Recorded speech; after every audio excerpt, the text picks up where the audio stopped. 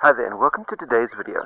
And with today's video, I'm choosing, as you can see, a cloudy, misty day as it is around me here at the moment, to talk about and it's actually drizzling a little bit on my head as well, to talk about the issue of water retention. It's something that I get asked about time and time again, and the situation with the water retention is that if you're suffering from water retention, and if you feel yourself blowing out a little bit and you think you're getting fat, 9 times out of 10 it will be water retention. And the biggest culprit that you'll ever discover as far as water retention is concerned is the matter of sodium.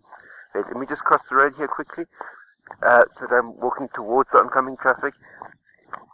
And when it comes to the matter of sodium, for every gram of sodium that you ingest, that gram of sodium latches onto 10 grams of water. So 10 grams of water weight. So increase your sodium intake, you increase your water retention. So the easiest way to deal with your matter of water retention is to reduce your sodium intake.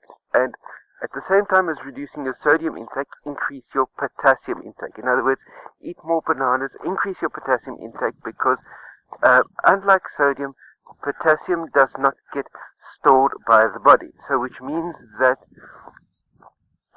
the potassium flushes straight through your system, whereas your body latches onto the sodium and holds onto it.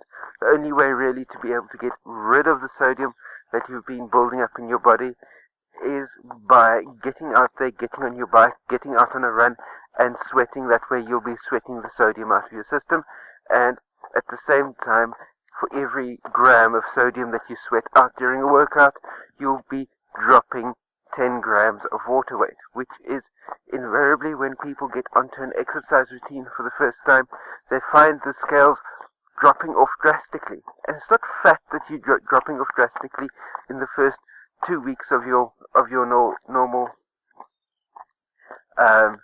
diet and your startup diet and exercise routine. It's you're sweating out the sodium, you're dropping the water weight, and that makes the scale drop down wonderfully in a very short space of time.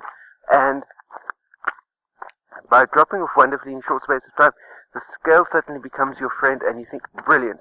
Then after about 2 weeks or so, you sort of hit a wet plateau, where what's actually happening is that you're developing, if you're maintaining your exercise routine, you're building up some muscle mass at the same rate as what you are dropping the fat.